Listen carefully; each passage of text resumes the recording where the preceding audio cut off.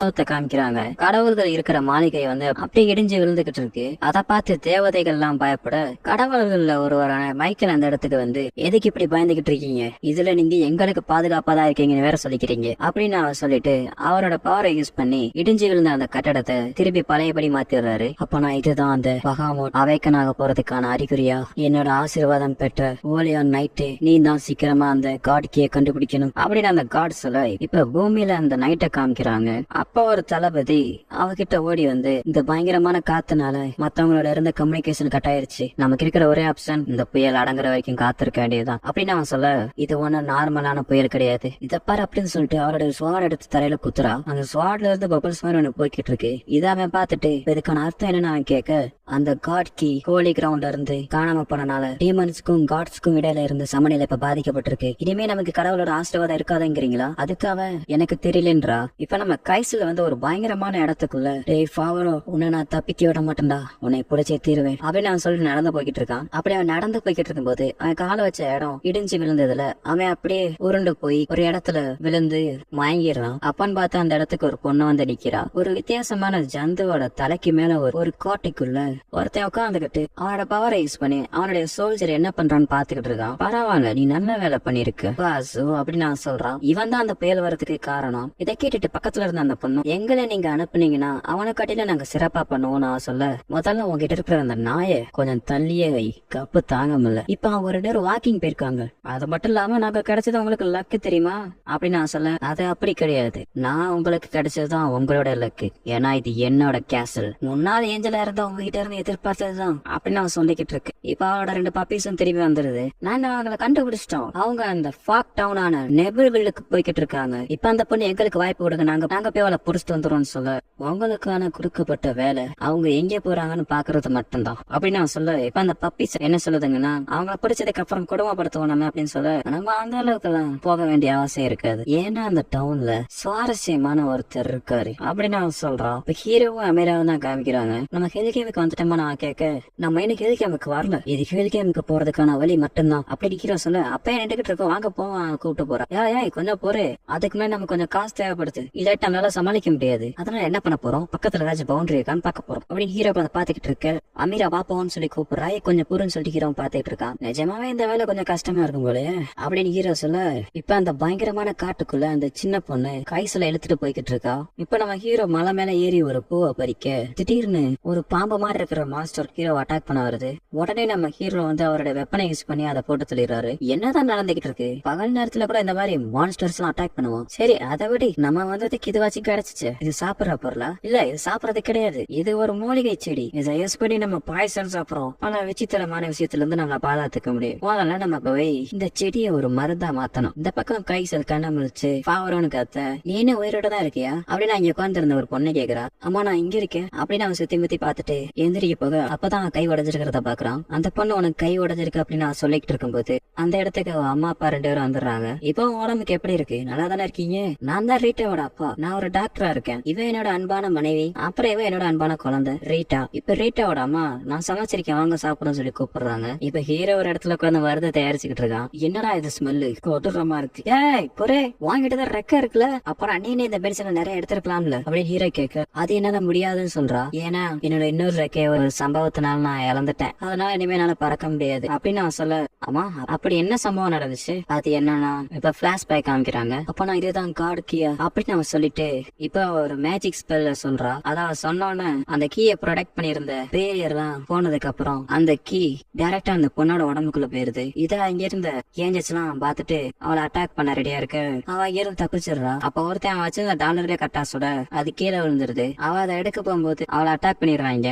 இப்ப அவளுக்கு முன்னாடி ஒரு கார்டு வந்து நிக்கிறான். இப்ப அவன் அட்டாக் பண்ணதுல அவளோட ரெக்க அவனை இழந்துடுறா. இப்படிதான் அவ மேல இருந்து கீழே விழுந்திருப்பா. இந்த மாதிரி அவ பிளாஷ்பேக் சொல்லி பிடிக்க காட் கீ அப்படியா, அப்பனா இத பத்தி தான் அந்த ராயல் நட்ஸ் எல்லாம் பேசிட்டு இருந்தாங்களா அப்படி ஹீரோ மனசுல நினைச்சுக்கிட்டு இருக்கான். நீ சொல்றதுல என்னால நம்ப முடியல, அதோ நீ தனியா போய் அந்த கீ எடுத்துட்டு வந்தியாக்கும் அப்படின்னு ஹீரோ சொல்ல நீங்க நிஜமாலே நம்பலையா அப்படின்னு அவ கேட்க தேவாலயத்துல அந்த மைக்கேலுங்கிறவன் இது எப்படி நடந்துச்சு, எப்படி ஒரு டீவனால நம்ம இடத்துக்கே வந்து அந்த கீயை திருட முடிஞ்சுச்சு அப்படின்னு மைக்கேல் சொல்ல கீழே அந்த நைட்டை காமிக்கிறாங்க.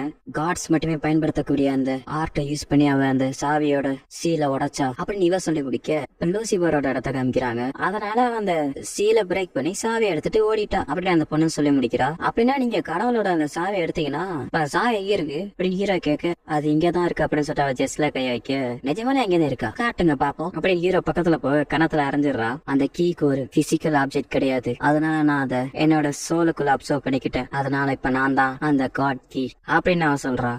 கைசில அந்த ஃபேமிலியோட உட்காந்து சாப்பிடறது ரெடியா இருக்கான். அப்ப அவன் சாப்பிட போகும்போது அந்த பொண்ணு சாப்பிட வேணாம் அப்படின்னு சொல்றா. இப்ப அவன் சாப்பிட்டு முடிச்சதுக்கு அப்புறம் அந்த ரீட்டாவோட அப்பா நீங்க ஒரு நைட்டு தானே சொன்னீங்க, உங்களால எங்களுக்கு ஹெல்ப் பண்ண முடியுமா அப்படின்னு கேட்க கைசிலும் டெஃபினட்டா நான் பண்றேன்னு சொல்றான். எங்க ஊரை பயங்கரமான மான்ஸ்டர்ஸ் வந்து தாக்கிக்கிட்டு இருக்கு, அந்த மான்ஸ்டர்ஸ் எல்லாம் பக்கத்துல இருக்கிற அந்த ஃபாரஸ்ட்ல தான் வாழுதுங்க. விடிய காலையில எங்க ஊருக்குள்ள வந்து வயலை நாசமாக்கிட்டு டவுன்ல இருக்கிற சின்ன பசங்க எல்லாம் கடத்திட்டு போயிருதுங்க. அது மட்டும் இல்லாம இந்த ஊர்லயே எஞ்சி இருக்கிற ஒரே குழந்தை ரீட்டா மட்டும்தான். ஆனா இந்த நிலைமை எப்படி தொடர்ந்துச்சுன்னா நாங்க அவனே இழக்க வேண்டிய நிலைமை வரும் அப்படின்னு நான் சொல்லிட்டாளுங்க. கைசலும் கொஞ்சம் யோசிச்சுட்டு கைசலாக்கியனா நீங்க எனக்கு பண்ண ஹெல்ப்புக்கு பதிலா நான் அந்த மாஸ்டர்ஸ அழிக்கிறேன் அப்படின்னு சொல்றான். இதை கேட்டு அந்த பேரண்ட்ஸும் சந்தோஷப்படுறாங்க. ஆமா ரீட்டா நீ ஏன் சாப்பிடாம வச்சிருக்கு அப்படின்னு அவங்க அம்மா கேட்க எனக்கு இந்த சாப்பாடு பிடிக்கல அப்படின்னு சொல்லிட்டு வெளியில போயிடுறான். கைசல இதை பார்த்து நீங்க இருங்க நான் பாத்துக்கிறேன் அவளை அப்படின்னு சொல்லிட்டு வெளியில வந்து உட்காந்து என்னதான் இருந்தாலும் உன்னோட பேரண்ட்ஸ் கிட்ட இந்த மாதிரி பேசிட்டு கூடாது அப்படின்னு கைசல் சொல்ல அவன் அந்த சாப்பாடை நீங்க சாப்பிட்டீங்களான்னு கேக்குறா. ஆமா நான் சாப்பிட்ட சாப்பாடு என்னோட ஃபேமிலி எனக்கு ஞாபகப்படுத்துச்சு. அவன் உனக்கு அந்த சாப்பாடு பிடிக்கலையா அப்படின்னு கைசல் கேட்க எனக்கு எதுவுமே பிடிக்கலன்னு அவன் சொல்றான். எனக்கு இந்த மாதிரி ஃபேமிலியோட ஒன்னா சேர்ந்து விளையாடுறதுனால எனக்கு ரொம்ப போர் அடிச்சிருச்சு. சரி உங்களுக்கு எத்தனை வயசாகுது அப்படின்னு கைசல் கேட்க நான் தான் மறந்துட்டேன், ஆனா டெஃபினட்டா உன்னோட எனக்கு வயசு கூட தான் அப்படின்னு அவன் சொல்ல நான் என்னோட ஃபேமிலி ஒரு தொல்லையா தான் நினைச்சேன். என்னோட குடும்பம் பல தலைமுறையா நைட்ஸா இருந்துட்டு வராங்க, அதனாலேயே எங்க அப்பா சின்ன வயசுல எனக்கு அதிகமா ட்ரைனிங் கொடுப்பாரு, அதுவும் ரொம்ப கஷ்டமான ட்ரைனிங். அதனாலே எனக்கு எங்க அப்பா பிடிக்காம அதனாலே சில சமயங்கள்ல நான் வீட்டை விட்டு வெளியில வந்துருவேன், அதாவது நீ இப்ப பண்ற மாதிரி. ஆனா ஒரு நாள் எங்க அப்பா அப்ப இருந்த ராஜாவுக்கு பாதுகாப்பா போயிருந்தாரு. அப்பதான் அந்த சம்பவம் நடந்துச்சு. கொள்ளைக்காரங்க வழி மறைச்சு ராஜாவோட பொக்கிஷங்கள் எல்லாத்தையும் திருடிட்டாங்க. இதுல ராஜாவுக்கு பாதுகாப்பா எங்க அப்பா தான் இருந்தனால இதுக்கெல்லாம் காரணம் எங்க அப்பா தான் அப்படின்ட்டு எங்க அப்பாவை தூக்கில போட்டாங்க. அதுக்கப்புறம் எங்கள்கிட்ட இருந்து அந்த நைட் பதவியும் பிடுங்கி எங்களை ஊரை விட்டு துரத்திட்டாங்க. எங்க அம்மா ஒவ்வொரு நாள் நைட்டும் நடந்த அந்த சம்பவத்தை நினைச்சுதான் அழுதுகிட்டு இருப்பாங்க, அதுவும் அவங்க அந்த லேக்ல விழுந்து சாகுற வரைக்கும். அதுக்கப்புறம் மட்டும் தான் நான் ரியலைஸே பண்ணேன் எனக்கு என்னோட ஃபேமிலி எவ்வளவு பிடிக்கும் அப்படின்ட்டு. ஆனா எனக்கு தான் அது கொடுத்து வைக்கல, ஆனா உங்களுக்கு அந்த குடும்பம் இருக்கு, அதனால உங்க ஃபேமிலியோட நல்லா என்ஜாய் பண்ணுங்க அப்படின்னு அவன் எமோஷனலா சொல்லிக்கிட்டு இருக்க அவ பின்னாடி அந்த அவனை உடஞ்ச கையில எத்திடுறா. என்ன ஒரு போரிங்கான ஸ்டோரி அப்படின்னு நான் சொல்றான். கைசலுக்கு ஒவ்வொரு கிழக்கும் அவ பாத்ரூம் போறதுக்கான வழியை காமிக்கிறா. ஹீரோவும் அமீராவும் அந்த மருந்து அவனுடைய மாஸ்க்ல தடவிட்டு அந்த ஊருக்குள்ள என்டர் ஆகுறாங்க. இந்த பக்கம் கைசலும் அவனுடைய ட்ரெஸ்ஸ மாத்திட்டு அந்த மான்ஸ்டர்ஸ் எதுக்கிறதுக்காக ரெடியா இருக்கான். அப்ப அந்த மான்ஸ்டர்ஸ் வர சத்தம் கேட்டவன எல்லாரும் அதை அட்டாக் பண்ண ரெடியா இருக்காங்க. அந்த ரெண்டு மான்ஸ்டர்ஸும் டே கைசரே நீங்க என்னடா பண்ற அப்படின்னு கேட்க ஏன் மாஸ்டர் எவ்வளவு தைரியம் இருந்தா என்னோட பேரை சொல்லி கூப்பிட்டுருப்ப, ப்ளீஸ் கொஞ்சம் பேடை நிலுங்க, இதை நானே சமாளிக்க முடியும்னு நினைக்கிறேன். அந்த மான்ஸ்டரோட அவன் சண்டை போட்டுக்கிட்டு இருக்கான். இப்ப அந்த மான்ஸ்டர் பேடை வந்து அவனோட ஃபேஸ்ல ஒரு துணியை வைக்க அப்பதான் கைசலுக்கு தெரியுது வந்திருக்கிறது ஹீரோ அப்படின்ட்டு. பரவாயில்ல இந்த மெடிசன் நல்லாவே ஒர்க் ஆகுது. ஏய் ஃபேவரோ நீங்க என்னடா பண்ற, உன்ன சுத்தி நல்லா பாரு, இங்க இருக்கிற யாருமே உயிரோட இல்ல அப்படின்னு நான் சொன்னானா இப்ப அந்த இடமே டோட்டலா சேஞ்ச் ஆகுது. இப்ப அந்த ஜாம்பிஸ்க்கு நடுவுல தான் அந்த பொண்ணு இருக்கா. இப்பதான் கைசல் யோசிச்சு பாக்குறான், அப்பனா நம்ம இவ்வளவு நேரம் இந்த ஜாம்பிஸோட இருந்தோம், அப்ப அந்த சாப்பாடு அப்படின்னு இதெல்லாம் நினைச்சு பார்த்துட்டு வாழ்ந்து எடுத்துக்கிட்டு இருக்கான். அப்ப ஹீரோ அவளுக்கு முன்னாடி அந்த வாண்டட் போஸ்டர் காமிச்சு அப்பனா நீ தான் அந்த நெக்ரோமேன்சர் ரீட்டாவா, உன்னோட அந்த ரசனையே இல்லாத விளையாட்டை நான் என்னோட முடிவுக்கு கொண்டு வரேன் அப்படின்னு ஹீரோ சொல்ல அப்புறம் நீ என்னோட விளையாட ஆசைப்படுறியா அப்படின்னு அவன் சொல்லிட்டு அந்த புக்ல ஸ்பெல்ல படிக்கிறா. அப்ப நம்ம ஹீரோ அவகிட்ட இருக்க அந்த துணியை ரெண்டா கிழிச்சு கைசல் கிட்ட ஒன்னு தூக்கி போட்டுட்டு ஒழுங்க மாதிரி அந்த துணியை எடுத்து போட்டுக்க, அப்பதான் உனக்கு அந்த ஜாம்பிஸ் உனக்கு கண்ணுக்கு தெரியும் அப்படின்னு ஹீரோ சொல்லிட்டு அந்த ஜாம்பிஸ் அட்டாக் பண்றான். இன்னொரு பக்கம் அமீராவும் அட்டாக் பண்ணிட்டு இருக்கா. அப்பதான் கைசல் ஃபீல் பண்றான், அப்ப என் கைக்கு ஒண்ணுமே ஆகலையா அப்படின்ட்டு. எவ்வளவு தைரியம் இருந்தா என்னையா அவங்க ஏமாத்திருப்பாங்க, இதுக்கு நான் அவங்கள சும்மா விட மாட்டேன் அப்படின்னு அவன் சொல்லிட்டு வந்த ஜாம்பிஸோட தலைய விட்டிடுறான். இப்ப ஒவ்வொரு ஜாம்பிஸா கொண்டுகிட்டு போய்கிட்டு இருக்கான். இப்ப கைசரும் எப்படியும் அந்த பொண்ணோட அப்பா அம்மா ரெண்டு பேர்த்த கண்டுபிடிச்சு அவங்களை அட்டாக் பண்ண போகும்போது அந்த பொண்ணு வந்து உடத்துல வந்து நிக்கிறா. இப்ப அந்த பொண்ணு எந்த ஒரு ஸ்பெல்லையும் கேஸ் பண்ணாதனால அது ஜாம்பிஸ் எல்லாம் திரும்பி போயிருதுங்க. நம்ம கைசலும் என்ன பண்றதுன்னே தெரியாம பாத்துக்கிட்டு இருக்க. இப்ப அந்த பொண்ணோட அம்மாவே அந்த பொண்ணை கடிச்சிடுறாங்க. இப்ப அப்பாவும் கடிக்க போக கைசர் இதை பார்த்துட்டு அந்த மாதிரி பண்ணாத அப்படின்னு அந்த ரெண்டு பேர்த்தையும் கொண்டுறான். அந்த பொண்ணும் கீழே விழுக நம்ம ஹீரோ அவரோட கண்ணை யூஸ் பண்ணி அந்த புக்கை சுட இப்ப அந்த புக் அப்படியே எரிஞ்சு ஒரு டீமன் ஸ்பிரிட்டா மாறி வெளியில போக பார்க்க நம்ம ஹீரோ அவரோட பிரேஸ்லெட்டை யூஸ் பண்ணி அதை ஒரு கார்டா மாத்திக்கிறான். அப்ப நான் இதான் அந்த பிளாக் பைபிளா எப்படியோ வேலையை முடிச்சாச்சு. இங்க பாரா கைசர், இந்த டவுன் 200 வருஷத்துக்கு முன்னாடியே மான்ஸ்டர்ஸால தாக்கப்பட்டு அழிக்கப்பட்டுருச்சு. இருந்தாலும் இதுல இந்த டவுனோட டாக்டரோட பொண்ணு மட்டும் உயிர் பிழைத்தான்னு சொன்னாங்க. அப்பதான் அந்த பொண்ணு மேஜிக் யூஸ் பண்ணி இறந்தவங்கள உயிரோட கொண்டு வந்தான். அப்பையில இருந்து 200 வருஷமா இந்த பொண்ணு இந்த மாதிரி கேம் விளையாடிதான் அவளுடைய நேரத்தை போக்கிருக்கா அப்படின்னு ஹீரோ சொன்னானே. அந்த பொண்ணு சொன்னதான் நம்ம கைசில வருது. என்னோட ஃபேமிலியோட விளையாண்டு எனக்கு போர் அடிச்சு போச்சு அப்படின்னு சொன்னது.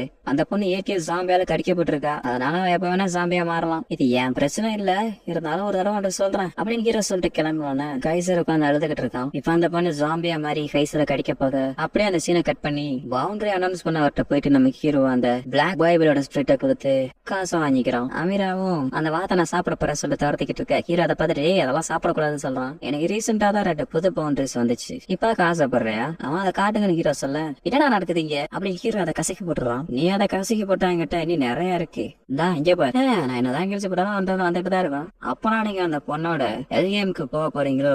ஆமா, அந்த பொண்ணா ஹெல் கேமுக்கு தான் கூட்டு போகணும். அந்த இடம் ரொம்ப நல்ல இடம், அங்கேதான் எனக்கு பிடிச்ச சரக்குலாம் இருக்கு தெரியுமா அப்படின்னு அவர் சொல்ல இப்ப கைசரை காமிக்கிறாங்க. நீ ரொம்ப வேகமா நடக்கிற, கொஞ்சம் பொறுமையா போ அப்படின்னு அந்த ரீட்டர்ன் பொண்ணு சொல்ல நான் உன்னை என்ன ஃபாலோ பண்ண சொல்லவே இல்லையே, பின்னே என்ன ஃபாலோ பண்ற அப்படின்னு கைசர் கேட்க இறந்தா அவங்களுக்கு கொஞ்சமாச்சும் ரெஸ்பெக்ட் கொடுங்க, இதனால தான் எனக்கு அந்த அடல்ட்ஸ பார்த்தாலே பிடிக்காது அப்படி ரீட்டா சொல்ல சரி உனக்கு என்ன தோணுதானே நீ பண்ணிக்க அப்படின்னு அவன் சொல்லிட்டு நடக்க ஆரம்பிச்சிடறான். அம்மா நீ ஏன் என்னுடைய தலையை வெட்டல? ஏன்னா செத்தவங்களை நான் வெட்டினா என்னோட ஸ்வாட் டேமேஜ் ஆயிரும் அப்படின்னு கைசர் சொல்ல அப்ப என்னோட ஜாம்பிஸை வெட்டினா எந்த பிரச்சனையும் இல்லையா அப்படின்னு அவன் கேட்க செத்து போனவங்களுக்கும் ஜாம்பிஸுக்கு நிறைய வித்தியாசம் இருக்கு தெரியுமா அப்படின்னு கைசர் சொல்ல இதோட எபிசோட முடிச்சிடறாங்க. அவங்க